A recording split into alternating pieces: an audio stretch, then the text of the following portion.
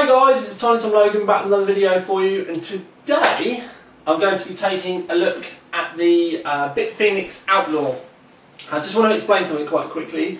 I am going to be moving rather soon, so this is actually the last video I'm going to be making before I move. I have got some other stuff stored up, ready to put live later, but this is going to be the last one I'm actually going to make. Now, time for me is immensely tight. And I had to make a decision. It was either review this before I move and not build anything inside it, or review it after I move, which will be a good couple of weeks now before I really start being able to get a flow on again, and then build something inside it. Now I've had a look and I think I can do this case justice without actually building it, but I may come back to it later date. But I wanted to get something done quickly while the case is still fresh, before stock's really hitting shops and stuff, mainly just so I get video hits. But what we're going to do is bring you in for a good look round. I'll talk to you about it. I've had a damn good look at this case over the course of the day, so I'm pretty sure that I'm going to be on par with everything with it anyway. It's not like I've never seen a case before. So yes, we're going to crack on with this review. Right then, my faithful YouTubers, let's have a look at this case. Now I'm going to try and do my best because the camera's kind of pointing down, so it's difficult for me to be able to see what you can see, but I will try my best. Right, first thing to understand is that the case is inverted, so the motherboard's the other way around. So we'll get to everything as we do. I just want to say that from the start. Now, at the front there are three optical bays here. 1, 2, 3, and it's all the soft touch that you'd expect from BitFenix. Now, you see this mesh section down both sides, that's for airflow, and there's also mesh up the sides as well, right at the very bottom as well. It's on both sides, right the way top to bottom. On the top, there is 4 USBs, there's no USB 3 support. Then you've just got the usual microphone and headphone, power and hard drive activity lights, power button and a reset button. Pretty much everything that you would expect. On the roof there's also 2 mounts for 120mm fans, but they're not included. There's also 2 mounts on the side of the case for 120mm and 140mm fans, again not included.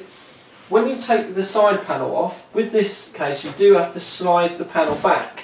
Now I wouldn't normally notice that, but with the Merc that I did recently, you just pulled it off. But this one you don't. Now they're both roughly the same price, but the fact that the doors are different is making me think that maybe it was a different OEM they used to make it. Because otherwise, why would they have 2 different types of doors? But anyway, we will leave that to one side. Now, when we have a look in the case, as I said, you can see that the case is inverted. Now I'm going to just have a good look at the case. Yeah, we can see pretty good. So I just wanted to make sure that you could see. Now, you can see the case is inverted. So the CPU cutout is here. Your graphics cards are all up here. Your power supply, luckily, is still in the bottom. So the fans at the top could be blowing air straight at your graphics card should you wish, or even maybe exhausting air from your graphics card, because at the end of the day obviously heat rises. Now the PCI brackets in the back, there is only the normal 7 and none of them are replaceable, i.e. when you snap them off, that's it, they're out. There are 2 water cooling grommets in the back, and it does come with a 120mm exhaust. That is the only fan that is fitted in the case. Now, there is another mount in the bottom for a 120mm fan, in the very bottom in front of where the power supply would be. And if I pull the front of the case off, there we go, there is room to mount 2 more 120mm fans. But the top of the second 120mm fan is actually one of the optical bays. Now, only 3 optical bays are supported in the front of the case, so that's there, but this tab is another optical bay. So obviously they've used like an internal design from somewhere else, and they've put a different front on it. So their front only supports 3 optical, but there's 4 inside. So when you do fit this fan, you will have to go careful not to break it off, because these tabs aren't the strongest of things.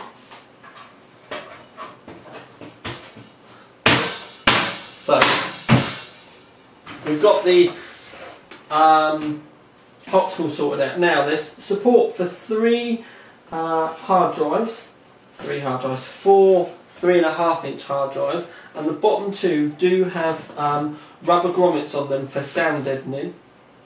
The upper 2 don't. There's no 3.5-inch hard drive support, thank God, because it's not like we need it anymore.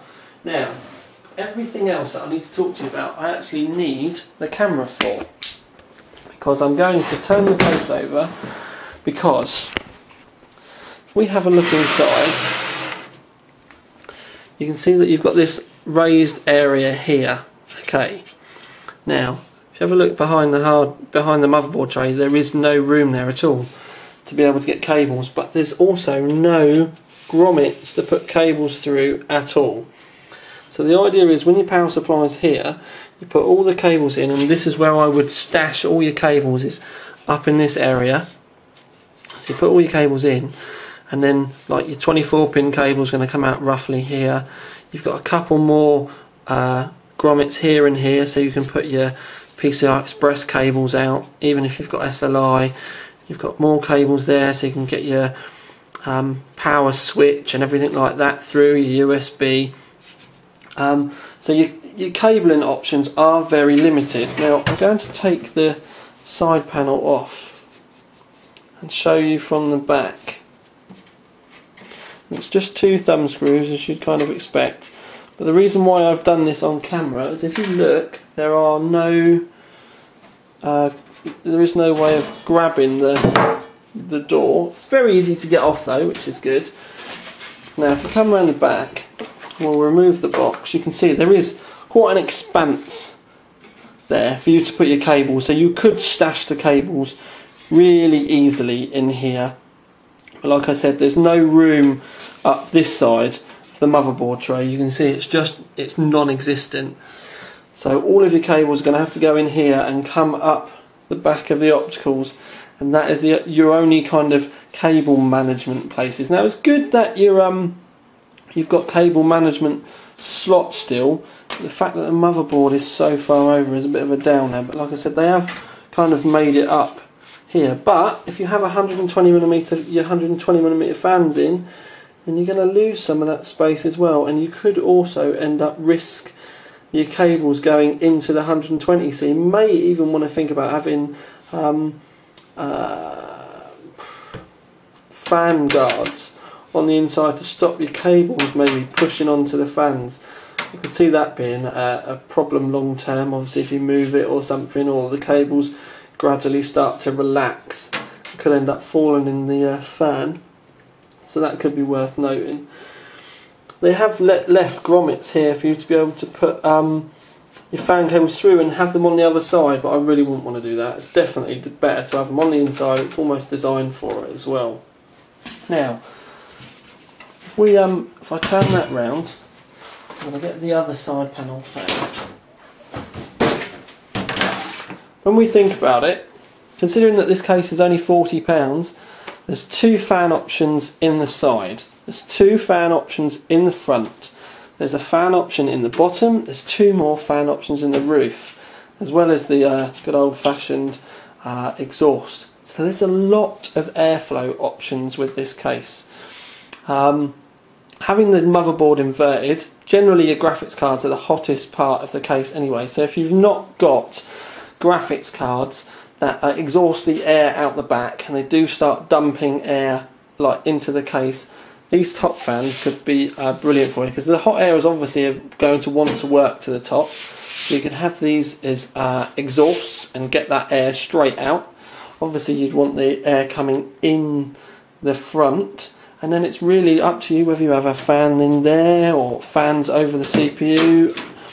Depending on the size of your CPU heatsink, you can see we've got a 120mm fan here, so a Noctua HD14 will fit in this space perfectly fine, but if you have a D14 then you won't be able to fit a fan here, not at all. You will be able to fit a fan in the upper section but not in the lower one.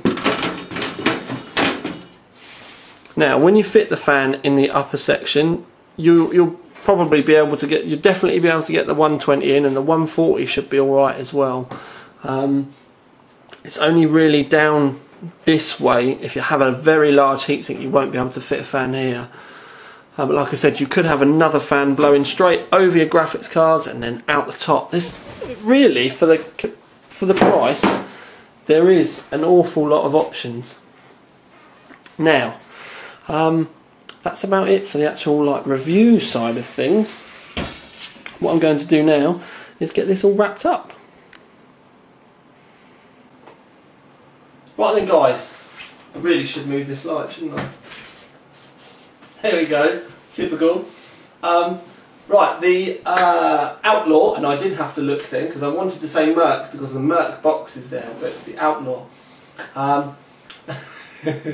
The Outlaw is available from Special Tech and Area, and it's about £39–40. So, award.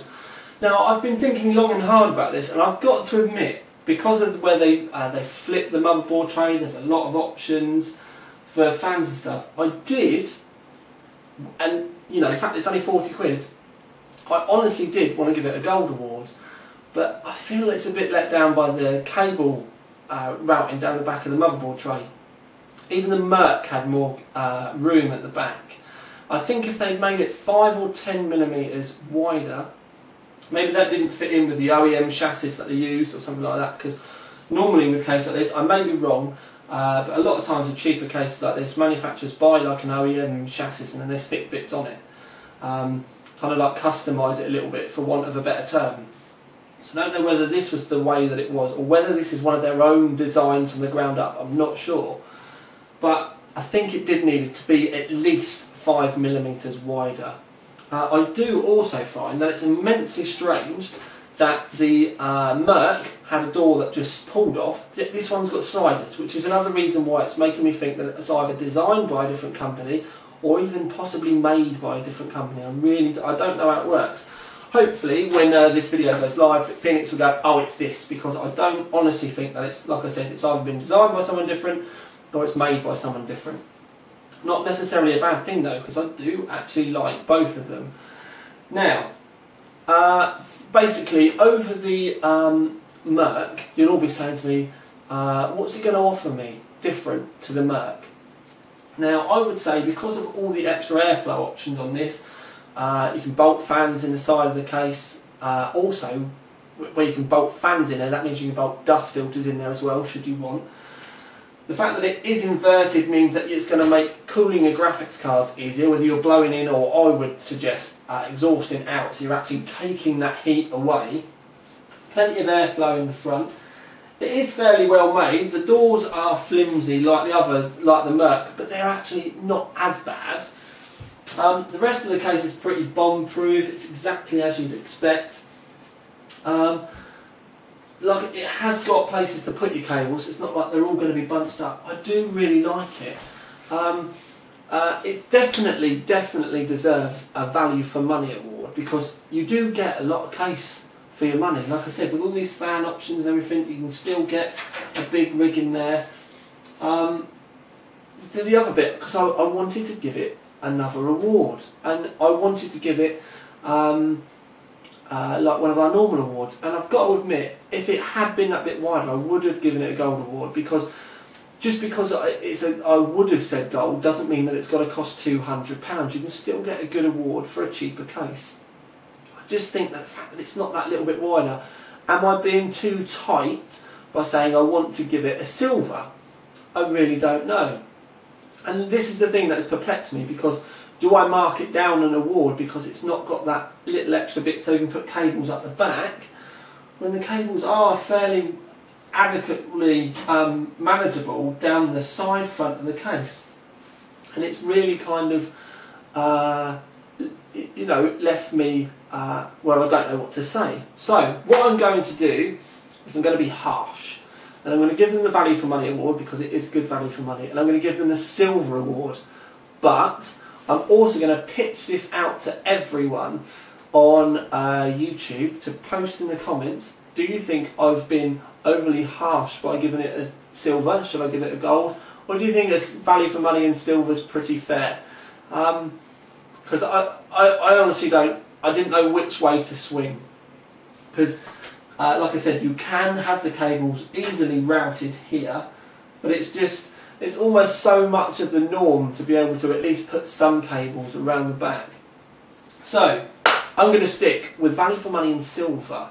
And I do really like it. I shouldn't like these cheap cables at all because I used to hate them. A lot of them are growing on me, and I think the reason why it's growing on me is I'm kind of beginning to understand, or maybe not understand, but appreciate more that people don't necessarily have a never-ending amount of money. The way I used to work when I was an enthusiast and on the other side of the camera is I would save up for ages, do you know what I mean, doing overtime at work to be able to get a better case. Some people may not be able to do that, and overtime at work may be, do you know what I mean, just a part of normal life to be able to make ends meet, and the computers are like super luxuries. So I'm trying to kind of like balance my views a little bit better and kind of maybe put a bigger smile on my face when I see something slightly cheaper, which is why I did say I would do these in the first place. So we're going to leave it at silver and value for money. Hope I've given you all the details and everything, and enough of my opinions that you'll need, considering I didn't really have an immense amount of time that I could possibly spend on this. But yes, this is Tiny Tom Logan with the silver and value for money award winning BitFenix Outlaw, which I've got to admit is a grower. Out.